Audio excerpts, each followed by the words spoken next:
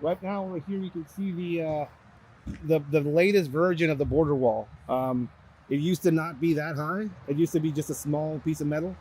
We're in Zona Norte, the traditional biggest drug market for Americans who want to buy their drugs cheap. They'll cross the border, come here where all of the sales occur. So this is basically a hub for drug sales. Do you think that Trump is right to designate them as terrorist groups so that he can then employ a wider range of military and legal methods against them? I think it's correct. I think they fit every single element of the designation. I mean, they do have a political agenda. You do see elements of radical belief. You see elements of terrorizing the local populace. I mean, people hanging from bridges. So let's say Trump has it right to call them a terrorist group. Practically speaking, what can he now do that they couldn't do before? They can go and target financial systems that these cartels have long been operating under. They've diversified years ago. It's not a group of people hiding in the hills anymore. I mean, these people are involved in pharmaceutical industries. They own or have infiltrated some of the ports of entry into the country, from the seaports to the vehicle ports. They have money in industry, entertainment. There's a few popular singers in Mexico who are definitely laundering money for some of these organizations. Is law enforcement in Mexico more or less corrupt than when you were active? I think it's at a level. I think it's the same. About the same. We've militarized law enforcement in Mexico now. In the past, federal policing was a civilian thing. If I was somebody that went on a career path and I wanted to go into police, I could just go into that. Now they're drawing all their members from the military, which in a way is helping a lot with corruption. Military is trusted?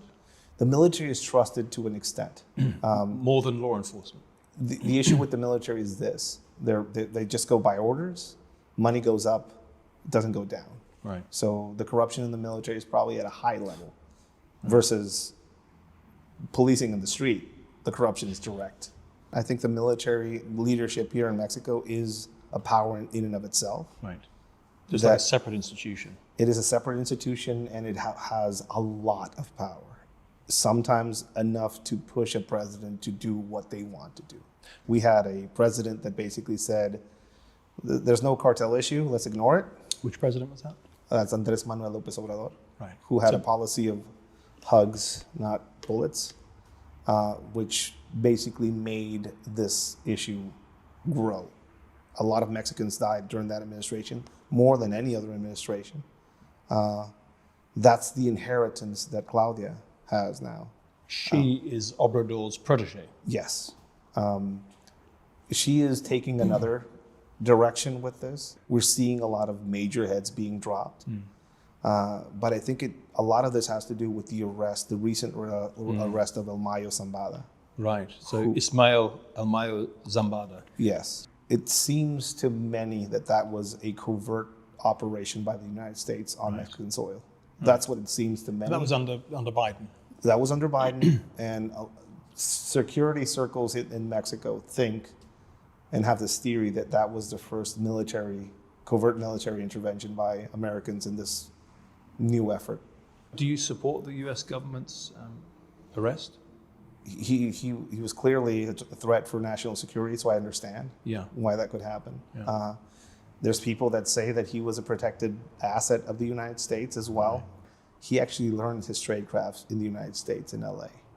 Distribution networks in Mexico don't work without them being plugged into the United States.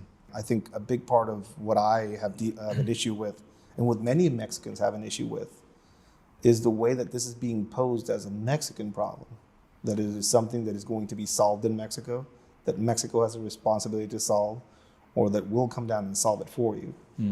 When in reality, it is a regional problem.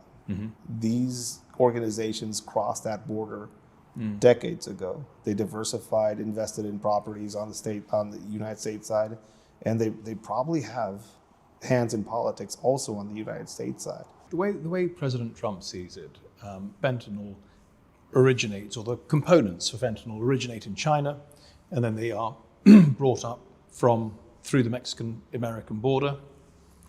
And so the Chinese are responsible, the Mexican drug lords are responsible, and he wants to repel them both with the border and with the troops and so on. Are you saying he's focused on external actors, but he should focus more inside America? A lot of this fentanyl. Where would he look? A lot of this fentanyl is going through the mail, Right. which is something that doesn't really get talked about. Right. A lot of this stuff is being cooked in the United States in laboratories in the United States as well. If you were to give Trump some advice in the drug wars, what would be your priorities? There's a feeling of success right now with the threat of tariffs.